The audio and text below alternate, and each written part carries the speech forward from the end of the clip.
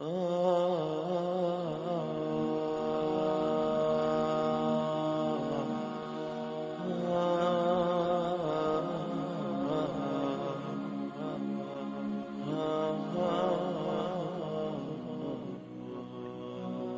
کله به حدیث کې داسې راځي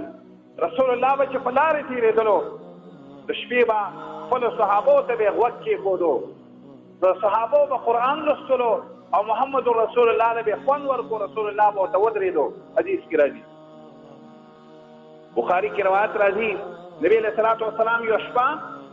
د شپې د مدینې په کوڅو کې ګرځېدو د سار شو ابو موسی ته ویلې رضی الله تعالی عنہ ویل یا ابا موسی لقد اوتیت مزمارا من مزامیر آل داود الله له دومره ښایسته آواز درکړی دی لکه د داود علیه السلام په شان ته ښایسته آواز تا بېګا قرآن لوستلو او ما راته غوږ کېښودلو ما له یې ډېره مزه راکړله رسول الله ویلي صلی الله علیه وسلم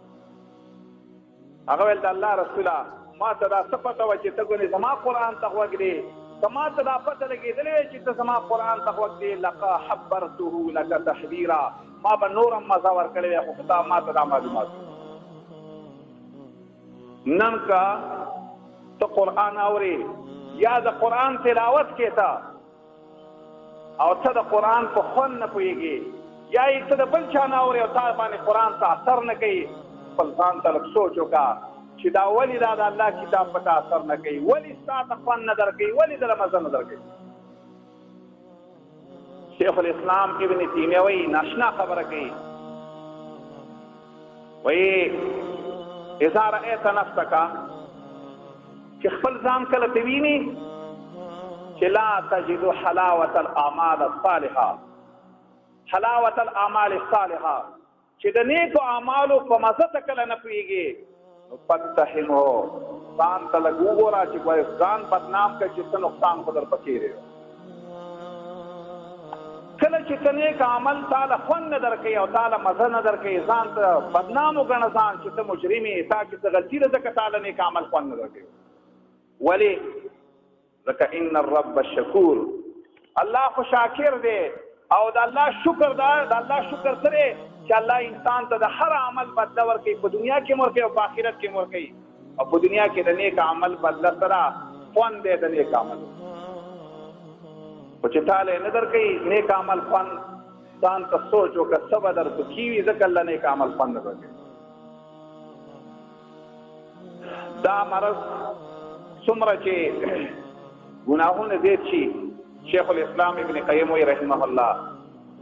چې څومره د انسان ګناهونه زیات شي هغه عمره دا انسان ته بیا ګناهونه مزه ورکوي نیک عمل باندې دی د نیک عمل په اورېدو باندې د نیک عمل په کولو باندې ښه تنګېږي دی پرې خوشحالېږي نه بس لکه څنګه چې کافرانو ته په قرآن لوستل کېدو په دې لري چې قرآن ول خوند ورکړي نو هغوی به ویل چې لا تسمعوا لهذا القرآن والغوا فیه وګو ته مګ دی شور جوړ کړي دی قرآن په وخت کې ځکه په دې د فایدې باندې هغوی ته نقصان رسېدو یو په اعمال صالحو کې چې په دنیا کې خوند شته ذکر الله دی د الله یاداشت دا په دنیا کې خوند کوي انسان نه په دنیا کې لذت ورکوي څومره لذت ورکوي وذکرک للمشتاق خیر و شرابی یو شاعر وایي یو سړی داسې دی چې مجرم دی هغه له شراب خوند ورکوي او یو سړی هغه دی چې د هغه د الله سره تعلق دی هغه له د الله یاداشت خوند ورکوي علامه ابن قیم وایي یو کرته شیخ الاسلام ابن تیمیه د سهار د مانځه نه وروسته ناست و وایي کله چې غرمه شوله دقه وخته پورې دی ناست دی ویل ما ورته ویل چې شیخ صاحب خوراک نه کې سهارانې سبانارې نه کې چای نه څښي د هغه زمانې چې کوم اسباب وو کوم شی نه وو ویل ما ته ویلې چې هذا غدوتي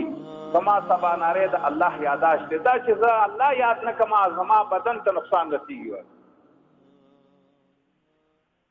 کله کله به داسې کار وکړو شیخ الاسلام ابن تیمیه ټوله ورځ به الله تعالی یادو یو ورځ ورته یو ډاکټر وایي یو طبیب ورته د هغه زمانې وایي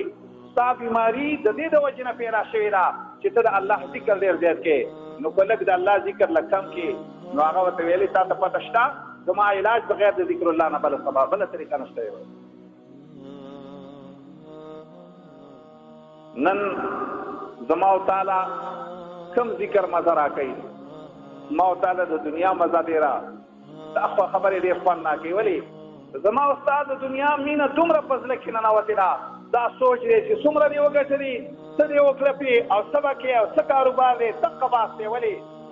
هغه د دنیا مینه دا قانون دی شیخ الاسلام ابن قیم رحمه الله چې کله د چا زړه ته د دنیا مینه ننوځي هغه زړه ته د الله مینه ننوځي، چې د چا زړه ته د دنیا مینه نه هغه ته د آخرت مینه ننوځي. دواړه دا بنې دي، دا دواړه ضدین دي، یو مینه به دې زړه ته ننوځي، دواړه نه ننوځي، یو بدله لذت درکوي، دواړه لذتونه نه حاصلېږي. قرآن کې الله ته وایي، الله داسې وایي چې الا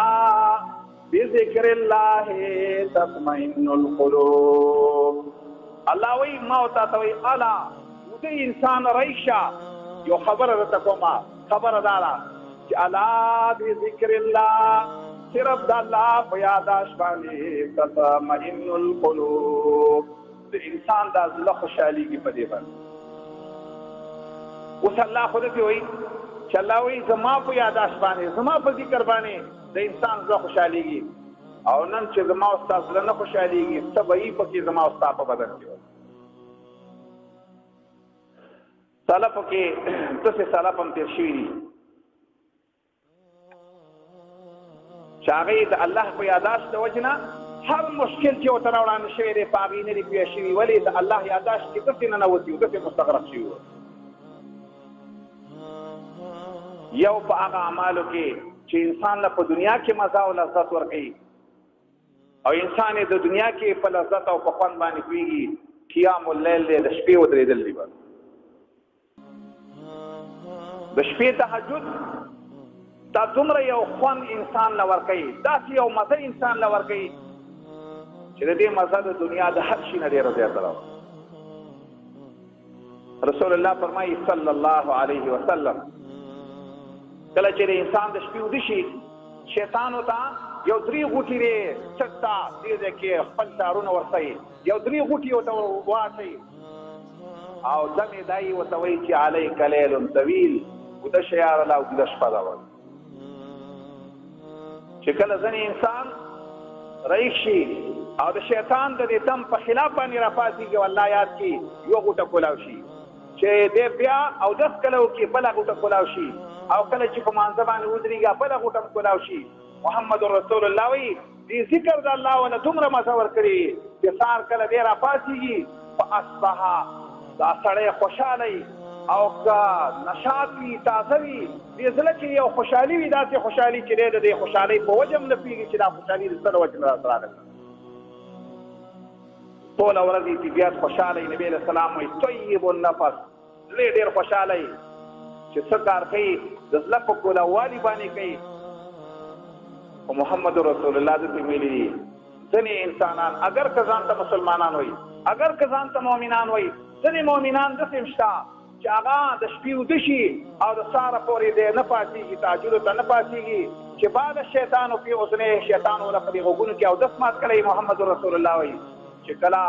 سهار شي دی چې کله راپاڅېږي فاصبح خبیث اسلام دا خبیث وي، خفه او سست وي او زړه پریشان وي، دی په دې نه پوهېږي چې زما ته پریشاني د کوم ځای نه لګېدلې ده. ولې هغه د نیک اعمالو د خوند نه دی نه دی خبر، د شپې د تهجدو د ودرېدلو نه دی نه دی خبر چې د شپې په ودرېدلو کې کومه یو مزه او کوم یو لذت. عبدالواحد وایي عبدالواحد ابن زید یو عالم دی تابعي دی، هغه وایي یو ځل داسې کار وشو هوا تېزه راغله او زمونږ کښتۍ یو ټاپو یو دریاب ته لاړه، چې موږ هغه دریاب ته کله لاړو یو سړی هم پکې ولیدو چې هغه یعبد الصنم د بوت بندګي کوله. موږ ویل دا د چا بندګي کوي؟ ویل د دې. ویل موږ ورته ویل چې دا خو زموږ ملګري دي هغې په خپلو انده جوړوي، ته د دوی څنګه بندګي کوي؟ ویل موږ ته یې ویلې چې تاسو د چا بندګي کوئ؟ ویل موږ ورته ویل چې الله. ویل چې الله څوک دی؟ ویل موږ ورته ویل هغه الله دی چې عرشه فی السما وقضاؤه فی الارض هغه الله دی چې د هغه عرش د اسمانونو د پاسه دی د هغه حکومت په دنیا کې هم چلیږي او په آخرت کې هم چلیږي او د هغه فیصله په ژوندو په مړو ټولو باندې چلیږي موږ د هغه رګ بندګي کوو ویل هغه سړي راته ویل چې چا درته ښودلی دی ویل موږ ورته ویل چې الله موږ ته پیغمبر رالېږلی و ویل چې هغه پیغمبر یې څه شو موږ ویل چې هغه ختلی دی د دنیا نه ویل تاسو ته څه نښه پرېښودې ده موږ ویل چې او موږ ته یو کتاب پرېښودی ویل تاسې راته ما ته راښکاره کړي یو نه پېښېدو موږ چې ورته کله شروع کړو په ژړا شو ویلې چې دا د داسې چا خبرې دي چې د دې خلاف کول خو ډېره ما ته غلط کار ښکاري چې کلمه مو ته کله وویله چې کله سفر کولو زموږ سره ملګری شو نو چې کله موږ د ماخوستن لمونځ وکړو او د کېدلو نو موږ نه تپوس وکړو تاسو چې د کوم رب بندګي کوئ هغه وده کېږي ویل موږ ورته ویل چې نه وده کېږي ویل ویلې چې بئس العبید انتم تاسو خو ډېر غلط بندګان ما ته ښکاره شوئ چې ستاسو رب تاسو ته وایي چې زه ژوندی ما باندې خوب نه راځي ما باندې چېرته ستړیوالی نه راځي او ته قلارې پرېوځي او هغه رب ته په هغه وخت کې چې ستا دعا قبلوي ته ورته سوال او دعا نه کوې او ټوله شپې به عبادت کولو الله ته به یې ژړلې ولې هغه له دې خبرې خوند او مزه ورکوله خو ما ورته د دنیا مینه دومره داسې حد ته رسولې و دومره چې ټوله شپه به زما او ستا په ذهن کې د دنیا مینه او محبت تاویږي ما ورته د شپې د تهجدو د عبادت په خوند باندې نه پوهېږو چې د شپې بلکې داسې مسلمانان هم شته ځان ته نام نهاده مسلمانان داسې هم وایي چې هغه وایي چې زه مؤمن یم او د سهار لمونځ هم تېتلی او دا هم ځان ته مسلمان او مؤمن وي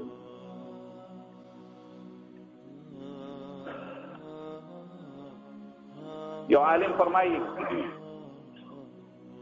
ویلو علم الملوک و ابناء الملوک دا بادشاهان او دا د بادشاهانو زامن که دا زمونږ د الله په دې شپې په تهجدو کې کوم خوند راکړی دی دا زمونږ د دې حال نه خبر شي لجادلونا بالسیوف لجالدونا بالسیوف موږ سره به په تورو جنګونه وکړي چې دا ټیم موږ ته پرېږدوئ چې موږ پکې د الله بندګي خو دی له الله تعالی د دې ټیم د خوند نه الله محرومه کړي د دې خوند ورته سره نه دی معلوم چې د شپې په ودرېدلو کې څومره خوند او مزه شیخ الاسلام ابن تیمیه وی رحمه الله ان فی الدنیا لجنه یاد ساتئ په دنیا کې هم جنتونه شته په دنیا کې هم جنتونه شته او دا هم یاد ساتئ چې من لم يدخل جنت الدنیا لا يدخل جنت الاخره چې د دنیا جنت ته لا نړۍ نو دا هم یاد ساته د آخرت جنت به هم لا نه ونی نیول په دنیا کې جنت څه شی دی یو په دنیا کې جنت دا دی چې ما او تا د شپې راپاڅېږو زما او ستا رب ما او تا ته داسې اواز کوي چې زما بندګانو څوک شته ما نه وغواړه څوک شته ګناهګار ما نه وغواړه څوک ضرورتمند شته دی چې ما نه وغواړي هغه رب ما او تا ته وایي چې پاڅېږه او زما او ستا دومره غفلت دی چې هغه رب چې هغه ما او تا ته چغه ما او تا ته وینا کوي وینا راته کوي بیا ما او تا ته ودي یو عالم فرمایي کله کله د شپې په عبادت کې د شپې په بندګۍ د الله کې مې ان للقلب لتربع دا زړه مې داسې مشي دومره خوشحاله شي چې زه ویم چې آیا په جنت کې به داسې خوشحالي وي چېرته یو بل عالم فرمایي چې کله کله زه د شپې بندګي او عبادت کوم کله کله نیک عمل چې زه کوم نو زه ویم که جنتیان په جنت کې په دې حال باندې نو دا خو ګورې انه عیش طیب دا خو ډېر مزېدار ژوند دی چې الله تعالی یې په جنت کې شاله ورکړي حارس مې د دې خبرې کولو د نیک اعمالو هر یو نیک عمل سلفو کې ابو دردار رضی الله عنه مبارک راځي وایي یوه شپه مې صحابه وله د شپې تهجد کوله تراویح مې وله کولې صلات اللیل مې وله کولو ما ورته د قرآن څلورمه حصه ولوستله په تهجدو کې چې کله سار شو یو ملګري راته پکې ځنې راته پکې ویل چې انک خففت بنا الیوم نن خو دې دومره قرآن ونه لوسته موږ په تمه دا و چې ته به کم از کم نیم قرآن خو راته ولولېږه وایي ما ویل چې د دې نه زما نور د وسې نه کېدله وه بخاري کې هغه حدیث راځي چې محمد رسول الله یو شپه د شپې تهجد چې کله وکړه او تراویح وکړلې اوږدې تراویح وکړې د شپې دا 16 پورې ودرېدو